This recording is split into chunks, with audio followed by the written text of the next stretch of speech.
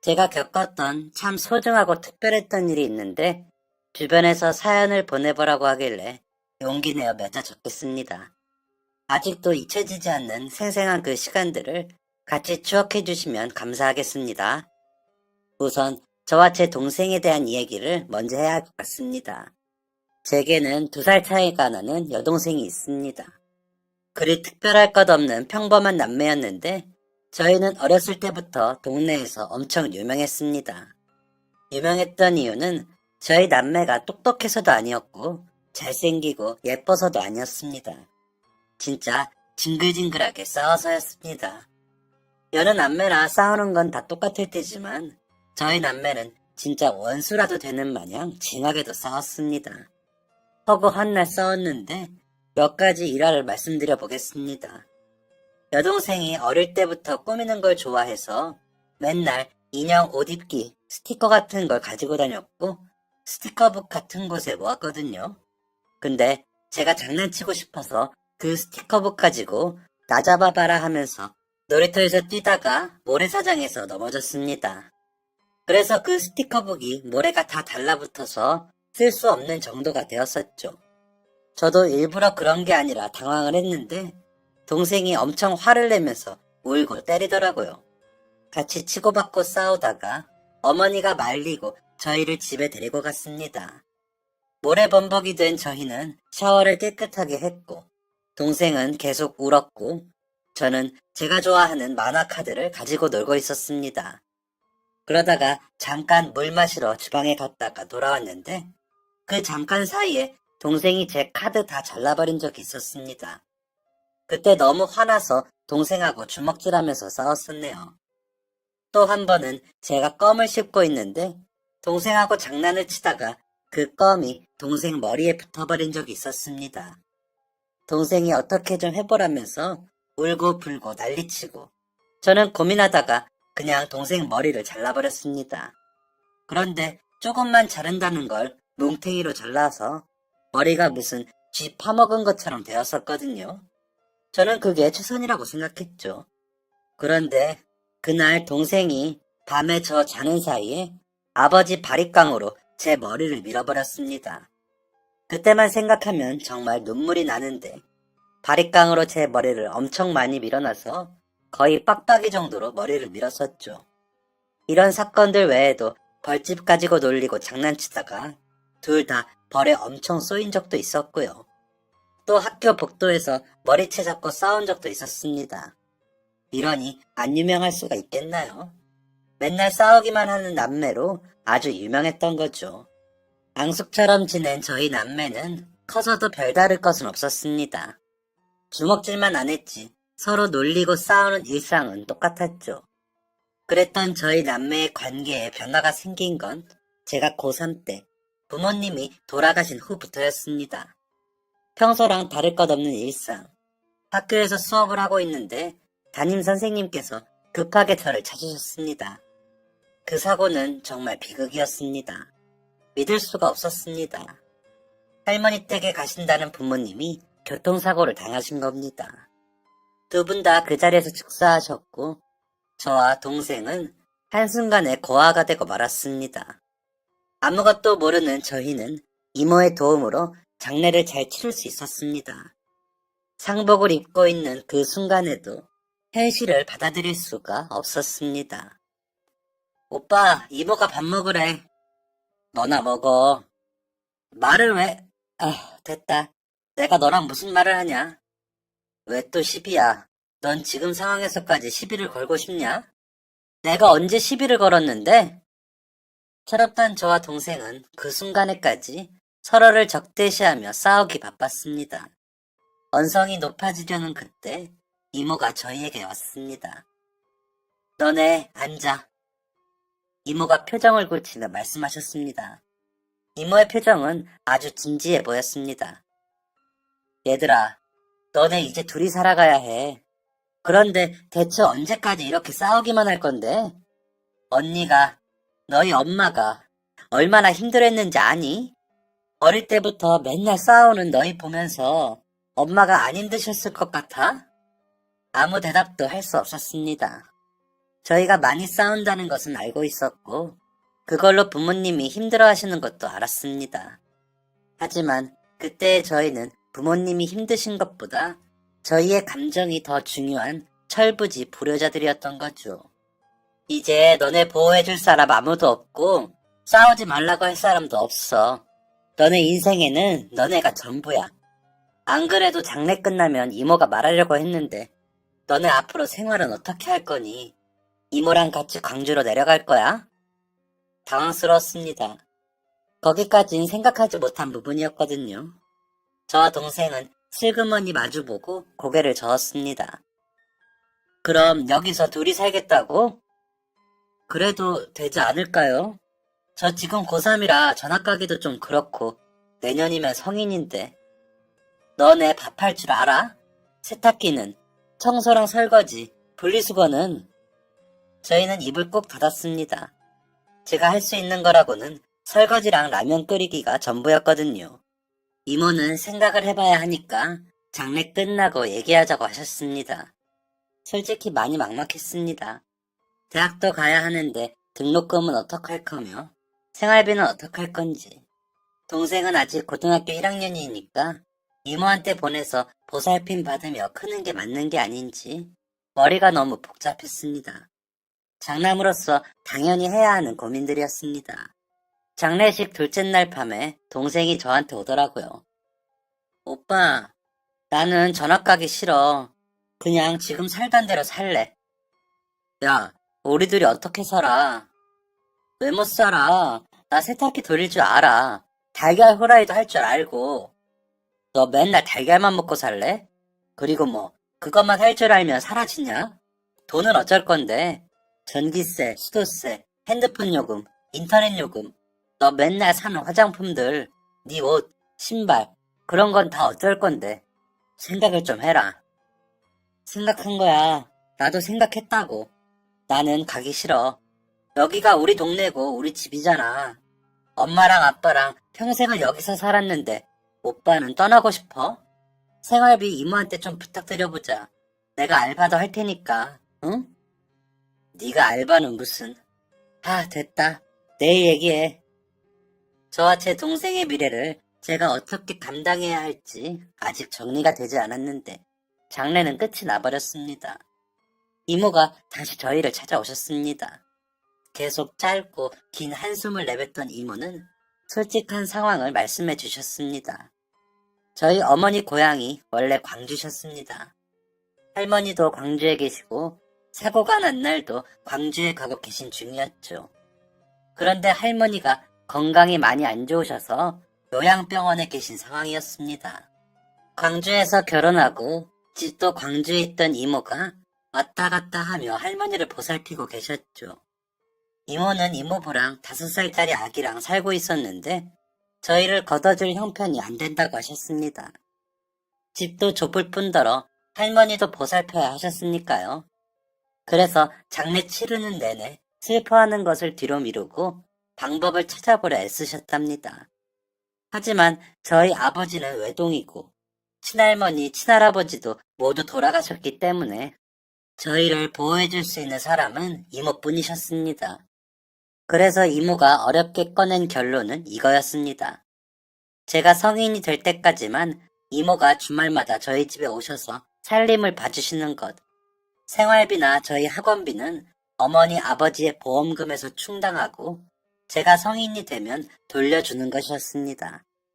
이모가 미안하다며 곤란한 표정으로 말씀을 하시는데 그때 정말 제가 제 인생을 책임져야 한다는 부담감이 느껴지더라고요. 더불어 제 동생까지도 제가 다 책임져야 한다는 걸 정확하게 깨닫게 되었습니다. 저희는 이모한테 그렇게 하자고 했습니다.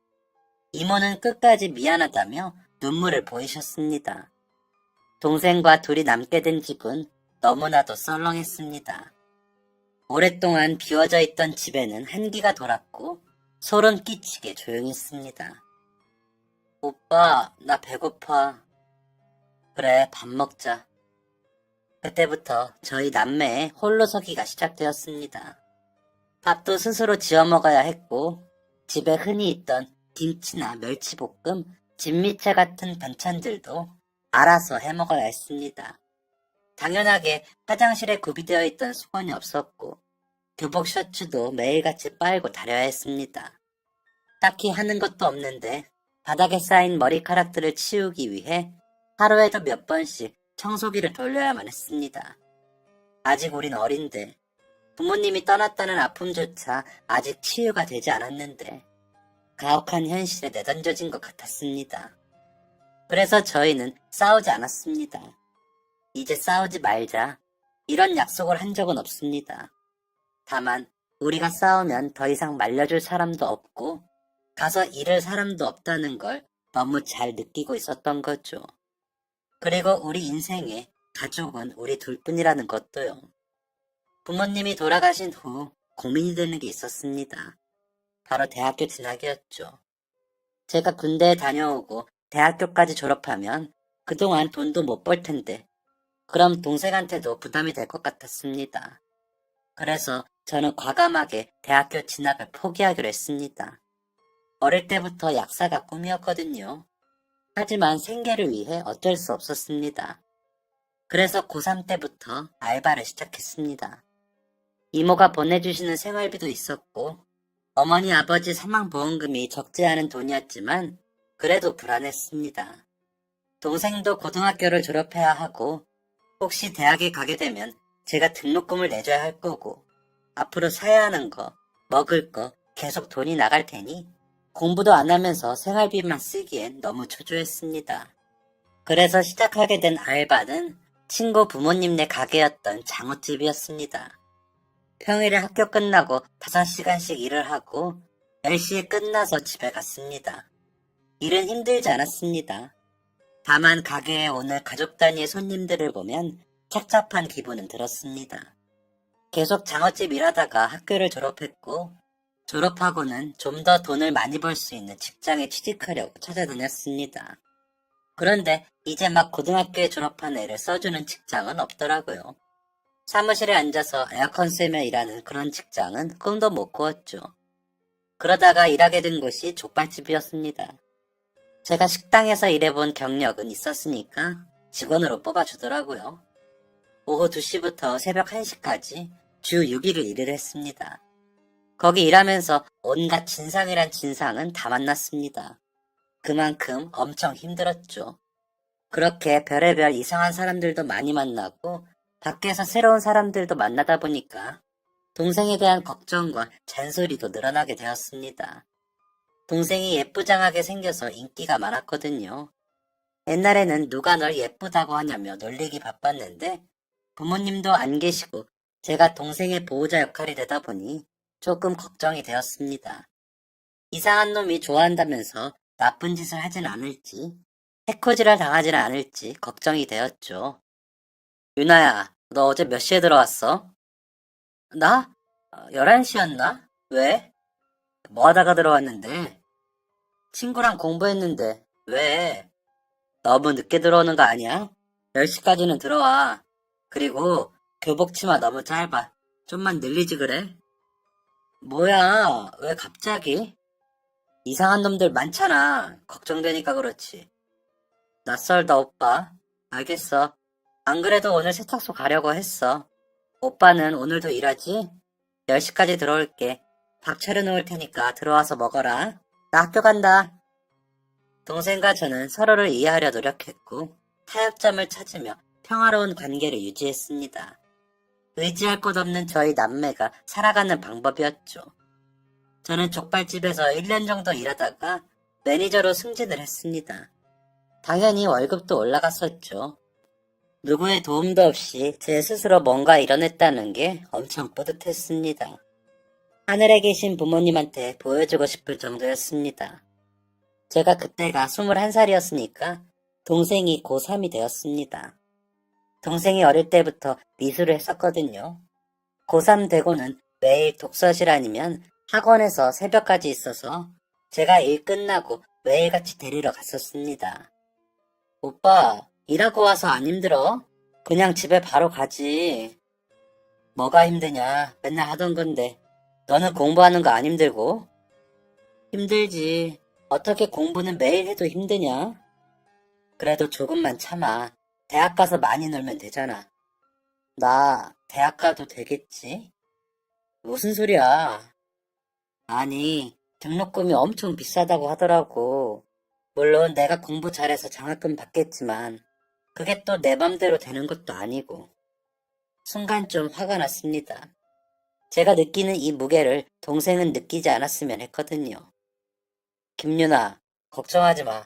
오빠가 다 알아서 할게. 너는 그냥 너 하고 싶은 거 다 하고 너 잘하는 거 해. 돈 걱정하지 말고. 알겠지? 응, 고마워, 오빠. 동생한테 애정이 정말 컸습니다. 미운정이 든 건지 부모님 돌아가시고 철이 든 건지는 모르겠지만 동생은 고생 안 했으면 좋겠고 그냥 지금처럼 아무것도 모르는 공주님처럼 자랐으면 좋겠다고 생각했습니다. 그렇게 열심히 공부하던 동생은 미대 수석으로 당당하게 합격을 했습니다. 합격 통보받고 첫 학기 등록금 안 내도 된다고 울면서 좋아하던 게 잊혀지지가 않습니다. 동생은 기숙사에 있는 대학교를 가고 저는 군대로 갔습니다. 동생이 성인이 된 다음에 군대를 가려고 계획을 했던 거라 가긴 했지만 사실 마음이 편하진 않았습니다. 대학교 가면 이상한 놈들이 더 동생한테 들러붙을 텐데 내가 지켜주지도 못해서 어쩌나 걱정했고 아직 자기 주량도 모를 텐데 무작정 들이부으면 어쩌나 또 걱정했습니다.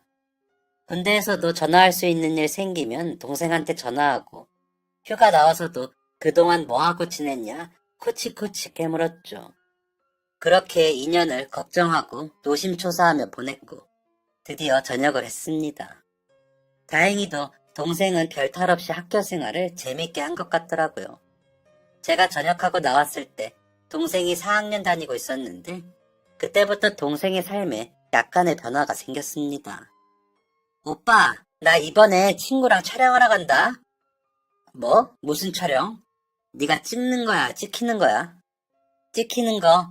대학 동기 친구인데 걔가 쇼핑몰 모델이거든. 전에 그 친구랑 놀다가 일하는 곳 잠깐 따라갔었는데 사장님이 나보고 예쁘다고 같이 한번 찍자네. 뭐? 그 사장 남자야? 아, 또 그런다. 여자 사장님이거든. 그냥 옷 입고 사진만 몇 장 찍다가 오는 거야. 돈도 벌고. 재밌겠지? 동생이 모델 일을 한다고 하더라고요. 그게 엄청 즐거워 보여서 반대하진 않았습니다. 그렇게 동기 친구 따라서 몇 번 촬영을 하던 동생은 다른 쇼핑몰에서도 연락을 받게 되었고 대학교 졸업하고부터는 모델 일을 꾸준히 하게 되었습니다. 모델을 본업으로 삼기에는 부담스럽다면서 평일에는 회사에 다니고 주말에는 촬영을 나갔죠. 평소 꾸미기도 좋아하고 키도 크고 예쁜 동생은 모델이라는 직업과 정말 잘 어울렸습니다. 동생은 쇼핑몰 모델도 하고 광고도 몇 번 찍었습니다. 광고에 메인으로 나오는 건 아니었고 뒤에 지나가는 사람 같은 거 있잖아요. 아주 작게 잠깐 나오는. 그래도 TV에 나오는 동생을 보고 있자니 참 신기하게 됐습니다. 한 1년 정도 직장 다니며 모델 일을 병행하던 동생은 모델 일이 많아지면서 직장을 그만두었습니다. 저는 그때 곱창집 매니저로 일을 하고 있었습니다. 요식업이 적성에 맞아서 이쪽으로 계속 일을 할 생각이었습니다. 동생이 모델 일을 본격적으로 시작했지만 어디 소속되어 있는 게 아니었기에 직접 촬영장까지 가고 대기도 혼자 해야 했고 끼니도 거의 알아서 해결해야 했거든요. 혼자 그러고 다니는 게 안쓰러웠던 저는 제가 시간이 되는 날이면 동생을 촬영장에 데려다주고 데리고 오곤 했습니다. 그런 일상을 반복하던 중 하루는 제가 쉬는 날이라 동생이랑 촬영장에 같이 갔었습니다. 의류 촬영이었는데 혼자 찍는 게 아니라 다른 모델이랑 같이 찍는다고 하더군요. 그 언니 전에 다른 촬영장에서도 같이 찍은 적이 있는데 되게 예쁘다. 그래?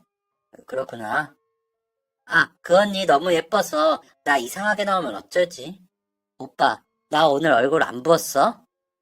맨날 찐빵이지 뭐. 아니 진짜.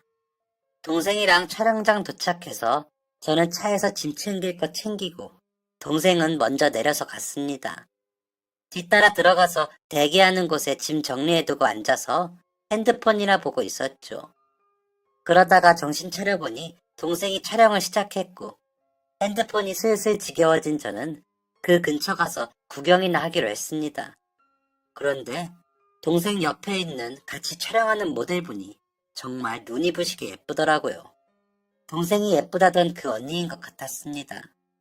제가 되게 현실적인 사람이라 첫눈에 반하고 운명을 믿고 이런 경우는 절대 없거든요. 그런데 정말 갑자기 시끄러운 주변에 조용해지고 그분만 보이는데 운명의 상대를 만난 것 같은 기분이었습니다. 저는 5시간이 넘게 촬영하는 동안 그분에게서 눈을 뗄 수가 없었습니다. 내가 예쁘다고 했지? 뭐야, 언제 와 있었어? 진작에 와 있었거든요. 오빠 아까부터 언니한테 눈을 못 떼더라. 내가? 무슨, 안 봤거든? 내가 언니 남자친구 있냐고 슬쩍 물어봤거든? 뭐래? 뭐야, 본 적 없다더니. 그래, 봤어. 그래서 뭐래? 없대? 남자친구 없다더라. 정말? 응, 왜? 우리 오빠 어떠냐고 물어봐 줄까? 됐어. 민망하게 무슨. 뭐야, 진짜 반했나 보네. 부끄러워하는 것 봐. 아니라니까. 솔직히 남자친구 없다고 했을 때 너무 좋았습니다. 저렇게 예쁜 사람이 남자친구가 왜 없나 의아했지만 아무렴 기회는 있다는 말이니까요. 그런데 제가 모르는 사람한테 능청스럽게 말 잘 거는 스타일이 아니거든요. 그래서 그날은 그저 바라보기만 하다가 촬영 마치고 인사만 한마디 한 게 전부였습니다. 그날 이후 그분의 모습이 자꾸만 아른거리더라고요. 그때 전화번호라도 물어볼 걸 그랬나 싶었죠. 유나야, 너 촬영 또 안 가? 내일 촬영 있는데 왜? 오빠 일하잖아. 내일? 그렇지, 일하지. 무슨 촬영인데? 저번에 거기? 한 번 더 찍는다고 하지 않았나? 내일은 거기 아니고. 잠깐만. 뭐야? 오빠 지혜 언니 보고 싶어서 그렇구나? 아니, 겸사겸사? 뭐야, 진짜 좋아하나 봐? 그 언니 이번에 번호 바꿨다고 했는데 깜빡하고 못 물어봤네. 알면 알려줄 텐데. 그래? 번호 모르는구나. 내가 다음에 촬영장 가면 물어볼게. 오빠가 첫눈에 반했다니 내가 나서야겠구만. 조금만 기다리셔. 그로부터 한 일주일이 지났습니다. 동생한테 별다른 말이 없길래 까먹은 건가 싶어서 그냥 저도 마음을 비우고 있었습니다. 평소처럼 열심히 일하고 있는데 가게 안이 좀 웅성거리더라고요. 사람들의 시선이 입구 쪽으로 쏠려 있었죠. 뭔 일 났나 싶어 그쪽을 보니까 제 동생이랑 제가 첫눈에 반한 그분이 서 있었습니다. 늘씬하고 예쁜 모델 둘이 들어오니 사람들의 이목을 끈 거죠. 유나야. 안녕하세요. 언니, 전에 봤죠? 우리 오빠. 오빠, 우리 곱창 먹으러 왔어. 아니죠? 그때 너무 두근거려서 심장이 터지는 줄 알았습니다. 그날 동생이 이어준 계기로 저와 그분, 지혜의 사이는 가까워졌습니다. 저보다 1살 어린 지혜는 마음이 아주 따뜻한 사람이었습니다.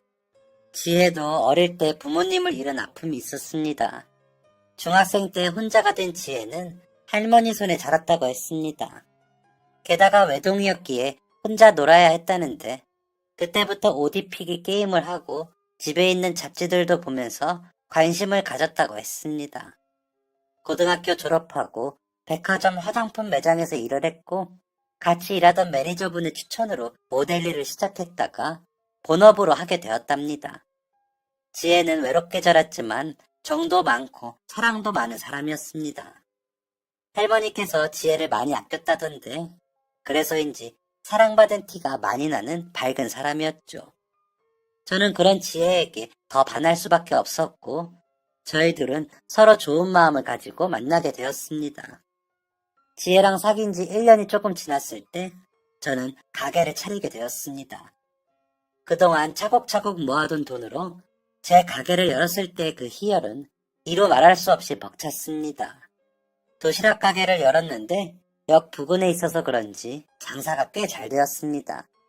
그때 지혜가 일 없는 날 일 끝나고 저를 정말 많이 도와줬습니다.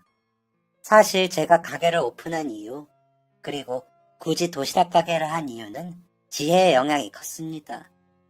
그 전까지 일하던 가게들은 다 술을 팔고 새벽까지 일하는 곳들이었는데 그러다 보니까 지혜와 만날 수 있는 시간이 많지 않더라고요. 그리고 결혼까지 생각하고 있었기에 결혼하고 아이가 생기면 그렇게 밤 늦게까지 하는 일은 무리가 있을 거라 생각했습니다. 빨리 지혜랑 결혼해서 가정을 이루고 싶어서 계획보다 조금 더 빠르게 가게를 오픈한 거였죠. 물론 지혜도 저와 같은 생각이었습니다. 모델이라는 직업에 불안감을 가지던 지혜는 모델 일을 줄이고 인테리어 소품을 판매하는 회사에 취직을 했습니다. 결혼 준비를 위해 조금 더 안정적인 수입이 필요하다고 생각했던 것 같습니다.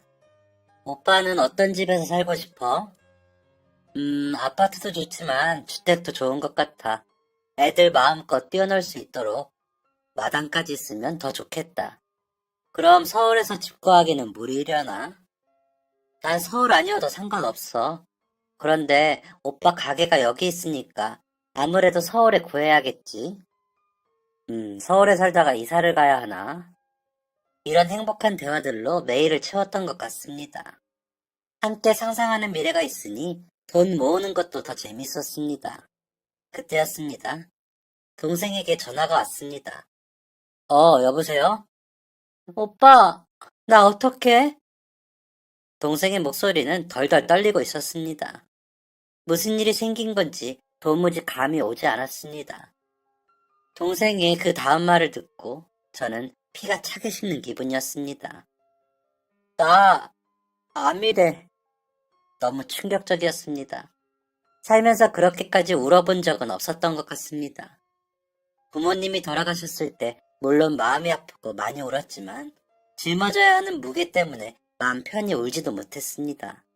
그런데 제게 하나 남은 가족, 동생이 암이라는 소식을 듣고 저는 그동안 숨겨두었던 슬픔까지 꺼내어 울 수밖에 없었습니다. 왜 동생이 아픈 걸 몰랐을까? 왜 미리 동생을 챙기지 않았을까? 하는 자책에 가슴을 마구 쳤습니다. 속이 답답해서 그렇게라도 안 하면 안 될 것 같았습니다. 동생은 진단을 받은 다음날 입원을 했습니다. 동생의 병명은 유방암이었습니다. 동생의 말로는 흔히들 말하는 유방암 증상 중에 하나인 멍울 같은 건 잘 느끼지 못했고 모양이 예전과 좀 달라 보였다고 하더라고요. 혹시나 제 동생처럼 외형이 달라진 걸 느끼고 계신다면 꼭 병원에 가보시길 바라는 마음에 적어두겠습니다. 동생이 제게 전화했을 땐 엑스레이만 촬영한 상황이었답니다. 의사가 확실하진 않지만 확률이 높다며 MRI 검사를 하자고 했고 동생은 검사를 기다리며 제게 전화를 했던 겁니다. 다음날 입원해서 다시 조직 검사하고 악성 종양이 보인다기에 수술을 하게 되었습니다. 참, 이름부터 마음 아픈 절제술을 해야만 했습니다. 의사 선생님께서 절제술 해야 한다는 말 듣자마자 동생이 정말 많이 울었습니다. 저 모델 일을 하는 사람인데요. 제가 옷도 많이 입어야 하고 저 운동도 정말 많이 했고요. 제가 앞으로도 계속 모델 일을 하고 싶은데요. 어떻게 해야 할까요? 꼭 절제해야겠죠? 그래야 사는 거죠. 그쵸? 그럼 저는 앞으로 모델은 못하겠네요. 제가 좋아하는 이 일을 저는 못하겠네요, 선생님. 어떤 말로 위로를 해줘야 할지 말문이 막혔습니다. 이때 저보다 더 동생을 많이 위로해준 게 지혜였습니다. 같은 여자이다 보니 해줄 수 있는 말이 저보다 많았던 것 같습니다. 공감해주고 이해해줄 수 있는 부분도 분명 저보다 많았을 테고요. 또 같이 일을 하는 사람으로서 해주고 싶은 말들도 있었을 겁니다. 동생도 지혜 덕분에 많이 안정이 되었었습니다. 수술 전 또 여러 가지의 힘든 검사들을 동생은 씩씩하게 해내주었습니다. 어쩌면 포기한 것처럼 보이기도 한 동생을 보며 저는 그냥 동생의 손을 꼭 잡고 검사실 이곳저곳을 함께 해줄 뿐이었습니다. 수술 전 이틀 동안은 지혜가 동생과 함께 해주었습니다. 그 불편한 보호자 침대에서 잠을 자며 동생을 위로해주고 동생을 웃겨주고 안아주었다고 했습니다. 그 따뜻한 마음에 감사하면서도 미안한 생각이 들었습니다. 나를 안 만났다면 이런 고생은 안 해도 되지 않았을까 하는 바보 같은 생각도 잠시 했었고요. 동시에 이 여자는 절대 놓치면 안 되겠다는 생각도 했습니다. 수술날 이른 아침, 저는 가게에 휴가를 내고 동생에게 갔습니다. 동생은 퉁퉁 부어있는 눈과 다른 씩씩한 목소리로 다녀올게 라고 했습니다. 동생은 한쪽 가슴 전체를 절제했습니다.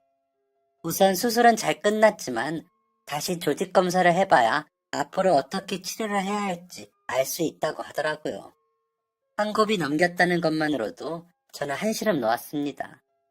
마취에서 깨어난 동생이 가장 먼저 한 것은 수술 부위를 만져보는 일이었습니다.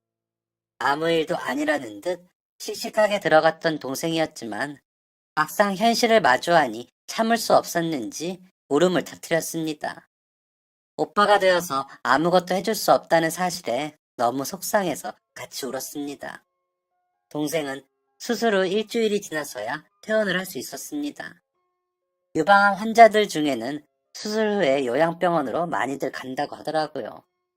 여러 가지 후처치도 쉽게 할 수 있고 편히 쉴 수 있게 잘 되어 있다고 하더군요. 동생은 어차피 병원도 가까우니 집에서 쉬고 싶다고 해서 집으로 왔습니다. 이때도 지혜가 휴가를 내고 동생을 잘 부축해 주었고 동생 씻는 것도 도와줬습니다. 또 앞으로 잘 먹어야 한다며 나물들도 무쳐놓고 국도 끓여놨더라고요. 그때 정말 너무너무 고마웠던 기억이 납니다. 동생은 팔을 올리는 것도 상체를 좀 움직이는 것도 힘들어 했습니다. 그래서 제가 옆에 꼭 붙어서 동생을 간호해 주었죠. 오빠, 가게는 지금 가게가 중요하냐? 중요하지 그럼. 신경 쓰지 말고 회복하는 것만 집중해. 산책 나갈까? 계속 움직여줘야 한대. 그래, 그러자. 동생은 조금씩 기운을 차리려 애를 썼습니다. 하지만 저희는 곧 또 한 번 무너지게 되고 말았습니다. 동생이 수술하고 반년 정도가 지났는데 폐에 전이가 되었다고 하더라고요. 분명 수술 후 조직 검사는 나쁘지 않았다고 했는데 이게 무슨 경우인가 싶었습니다. 나이가 젊어서 암세포도 젊고 활발한 거라며 빨리 퍼지는 케이스라고 하더군요. 그래서 어떻게 해야 하냐고 또 수술하면 되냐고 했더니 수술이 불가하답니다. 항암을 해야 된다고 하더라고요. 항암에 대해 잘 모르지만 그게 분명 힘든 시간들이라는 건 너무 잘 알고 있었습니다. 그건 동생도 마찬가지였고요. 하지만 동생은 예전처럼 울지 않았습니다. 오히려 씩씩하게 선생님께 어떻게 진행하면 되는지 묻더라고요. 설명을 다 듣고 나오는데 제가 나라 잃은 절망적인 표정을 하고 있으니까 동생이 제 어깨를 툭 치며 말했습니다. 오빠, 내가 가슴도 떼어낸 사람인데 항암이 무섭겠어? 나는 지금 내가 살아있다는 것만으로도 만족해. 잘 이겨내보자. 나 잘 이겨낼게. 오빠도 이겨내, 알겠지? 동생은 제가 생각하는 것보다 훨씬 강한 아이였습니다. 마냥 철없고 약한 동생인 줄 알았는데 큰 아픔을 겪은 후 저보다 더 내면이 단단한 사람이 되어 있었습니다. 동생은 항암도 힘든 내색 한 번 없이 열심히 이겨냈습니다. 그리고 이렇게 동생이 아프면서 잠정적으로 미뤄지고 있던 게 있었죠. 바로 지혜와 저의 결혼이었습니다. 지혜는 제 바로 옆, 동생의 바로 옆에서 저희의 모든 과정을 지켜보고 함께 해주었습니다. 제가 동생이랑 병원에 못 가는 날이면 지혜가 휴가를 내서 함께 해주었고 거의 매일을 일을 마치면 저희 집에 와서 동생 반찬을 해주거나 동생이랑 잠깐이라도 시간을 보내주었습니다. 동생이 아픈 모습을 가까이에서 보면서 저도 지혜도 섣부르게 결혼을 하자는 얘기를 꺼낼 수가 없었습니다. 당장이라도 결혼할 기세로 가게도 오픈하고 지혜는 직장도 구하게 되었지만 저희의 계획은 계속 미룰 수밖에 없었습니다. 그런데 어느 날 지혜랑 저랑 동생이랑 셋이 주말에 오랜만에 외식을 하던 날이었습니다. 동생이 밥을 먹다가 그러더군요. 그런데 오빠랑 언니 왜 소식이 없어? 응? 무슨 소식? 결혼 말이야. 왜 얘기가 없냐고. 설마 둘이 싸웠어? 우리가 언제 싸우는 거 봤냐? 하긴. 그런데 왜 조용하냐고. 얼른 날짜 잡고 식 올려야지. 저와 지혜는 서로 눈치만 봤습니다. 동생 때문에 결혼을 미루고 있다는 걸 알게 되면 동생이 큰 상처를 받지 않을까 걱정이 되어서 그동안 말을 안 했었거든요. 지혜가 천천히 설명을 해주었습니다. 그게 우리 결혼 미루기로 했어. 미뤄? 왜? 돈 더 많이 모아서 좋은 집 가고 싶기도 하고 또 내가 직장일 더 하고 싶기도 하고 그리고 거짓말. 어? 나 때문이잖아. 무슨 소리야. 아니야, 유나야. 나 때문에 결혼 미루는 거 알아. 알면서 물어본 거야. 두 사람 그냥 결혼해. 유나야, 그래도 네가 이렇게 아프고 고생하고 있는데 우리가 어떻게 결혼을 해?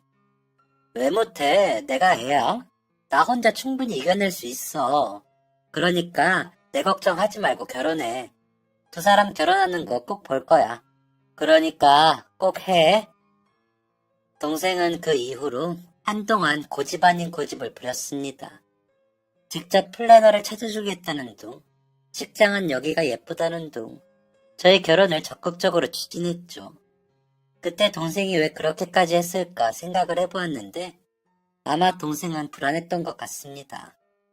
그때 의사 선생님이 상태가 호전되지 않고 있다고 하셨거든요. 생각보다 많이 안 좋다고요. 그래서 동생은 자신의 끝이 보이는 것 같은 두려움을 느꼈던 것 같습니다. 그리고 그 끝이 오기 전에 저희가 결혼하는 모습을 눈에 담고 싶었던 거겠죠. 동생의 적극적인 개입으로 저희는 결혼 준비를 진행하게 되었습니다. 준비하면서도 정말 이래도 되는 걸까? 많이 고민이 되었지만 지혜가 이렇게 말하더군요. 이왕 이렇게 된 거 얼른 식 올리고 살림 합치자. 물론 유나도 같이 지내면서 돌봐주는 게 더 좋을 것 같아. 집 알아보고 이사할 필요 없이 내가 오빠랑 유나 집에 들어갈게. 식 올리고 한 달만 있으면 나 지금 사는 오피스텔 계약 끝나니까 바로 들어갈게. 제가 대체 무슨 복이 있어서 이렇게 착한 사람을 만났는지 모르겠습니다. 저희의 결혼식은 소소하게 준비되었습니다. 양가 부모님도 안 계셔서 따로 부를 친척들도 거의 없었고 부모님 지인은 한 분도 안 계셨고요. 저는 불러봐야 학창시절 친구 몇이랑 저랑 같이 일했던 가게 사장님들, 거래처 사장님들이 전부였습니다. 아내도 회사 동료들과 친구들 몇 명이 전부였죠. 지인 다 불러도 50명 조금 넘는 소규모였습니다. 이렇게 적은 인원은 예식장에서도 안 받아줘서 스몰 웨딩을 하기로 했습니다. 출장 뷔페 불러서 야외에서 진행했고 꾸며지는 꽃, 식탁부, 의자 커버, 무대 하나하나 다 신경 쓰면서 준비를 했습니다. 꽤 값진 경험이었고 정말 재밌었습니다. 빠르게 식을 올리기 위해 두어 달 정도 준비를 하면서 동생에게도 변화가 찾아왔습니다. 동생이 항암을 하다 보니까 체질도 그렇고 외형적인 부분도 그렇고 많이 변하더라고요. 그중 가장 큰 변화는 바로 탈모였습니다. 머리가 수북히 빠지는 걸 직접 보게 되니 적잖이 충격적이더라고요. 동생도 많이 속상해하다가 결국 머리를 깨끗하게 밀었습니다. 동생이 그렇게 속상해하는 모습은 절제술 이후로 처음 보는 모습이었습니다. 오빠, 나 진짜 이상하지? 아니, 예뻐. 거짓말. 나 촬영할 때 사람들이 다 내 머릿결 정말 좋다고 했는데 머리 해주는 언니들이 머리숱 엄청 많다고 신기하다고 했었거든. 나 정말 염색도 안 하고 머릿결 관리 열심히 했는데 아쉽다. 나중에 다시 기르면 되지. 그게 쉽나 뭐. 동생이 오래 하는 모습을 보니까 괜히 미안한 기분이 들었습니다. 그런데 이때 지혜가 동생을 위해 엄청난 이벤트를 준비했습니다. 그 이벤트는 결혼식 당일에 진행되었죠. 저희 부부는 같이 버진로드를 밟았습니다. 소규모였지만 저희의 손이 많이 간 결혼식이었고 그만큼 더 뜻깊은 시간들이었습니다. 제 친구가 사회를 봐주었습니다. 동생이 옛날부터 저희가 결혼하면 축가를 꼭 불러준다고 했거든요. 머리를 밀고 며칠간 동생은 축가 부르기 싫다고 하기도 했지만 결국 긴 머리에 가발을 쓰고 축가를 불러주었습니다. 동생의 축가가 끝나고 지혜와 저의 이벤트가 시작되었습니다. 지혜와 저는 하객들을 바라보고 서서 천천히 머리에 손을 얹었습니다. 그리고 쓰고 있던 가발을 벗어 던졌습니다. 가발을 벗은 제 머리는 군인처럼 아주 짧았고 지혜의 머리도 남자보다 더 짧은 머리였습니다. 하객들은 이게 도대체 무슨 상황인가 싶어서 웅성거렸습니다. 그리고 가장 놀란 건 제 동생이었습니다. 지혜가 동생을 바라보고 마이크를 잡았습니다. 나의 시누이가 될 유나야, 내가 너의 아픔을 온전히 헤아리지 못하고 대신 아파줄 수는 없지만 이렇게 너의 속상한 마음을 같이 나눠 들어줄 수는 있어. 너는 예전에도 지금도 언제나 빛나고 아름다운 사람이야. 내 시누이가 되어줘서 고마워. 너에게 자랑스러운 언니가 될게. 네 아픔을 같이 들어주는 언니가 될게.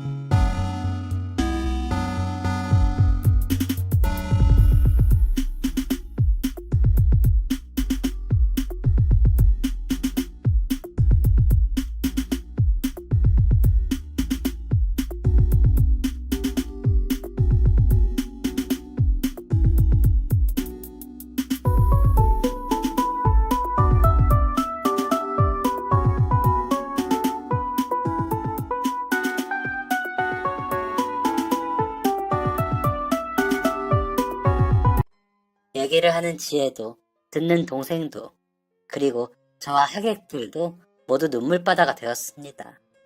네, 그랬습니다. 지혜와 제가 준비한 이벤트는 바로 동생처럼 머리를 미는 것이었습니다. 지혜가 먼저 제안하더라고요. 저야 가게에서 일만 하는 사람이고 머리 같은 거 동생 위해서라면 얼마든지 자를 수 있다지만 지혜는 아니잖아요. 모델 일도 들어오고 있고 직장도 다녀야 하고 예쁘게 꾸미는 걸 좋아하는 사람이기도 하고요. 그런데 지혜도 저랑 같은 마음이었습니다. 유나를 위해서라면 머리카락쯤은 다 잘라내도 상관없다더군요. 그래서 동생한테는 비밀로 하고 둘이 같이 미용실 가서 머리 밀고 왔습니다. 결혼식 날 짜잔하고 공개를 했고요. 덕분에 웃음이 가득해야 할 결혼식은 눈물바다가 되었지만 그건 또 그런대로 행복하고 특별했습니다. 그 특별한 결혼식을 한 지 벌써 3년이 넘었네요. 저와 지혜는 여전히 다툼 한 번 없이 너무 잘 지내고 있습니다. 지혜는 결혼 후 직장을 계속 다니다가 제 가게가 바빠지면서 직장을 그만두고 저랑 같이 가게 운영에 힘을 써줬습니다. 그리고 지금은 임신 6개월 차의 임산부이고요. 지혜를 닮아 아주 예쁜 딸을 2월에 만나볼 수 있습니다. 그리고 제 동생 유나는 힘들었던 항암 치료를 다 끝내고 지금은 호르몬 약만 먹는 중입니다. 며칠 전 검사에서 선생님이 사진상으로는 종양이 보이지 않는다고 하시는 걸 보니 이제 완치되었다는 말만 들으면 될 것 같네요. 동생은 절제 수술 후부터 좋아하던 모델 일은 못하게 되었습니다. 계속 치료를 받아야 했고 동생 스스로도 자신감이 많이 떨어졌었으니 그럴 수밖에 없었겠죠. 대신 동생은 지금 새로운 일을 하고 있습니다. 그렇게 쉬라고 해도 쉬면 답답해서 싫다고 여기 돌아다니고 저기 돌아다니더니 한 1년 전부터 사업을 해보겠다고 하더라고요. 미술을 오래 해서 그런지 꾸미는 데에도 소질이 있고 모델을 하면서 봐왔던 게 많아서 그런지 지금 커튼, 식탁보 같은 제품들 판매를 하고 있는데 꾸준히 성장하고 있습니다. 몰랐는데 사업적으로도 꽤 소질이 있는 것 같네요.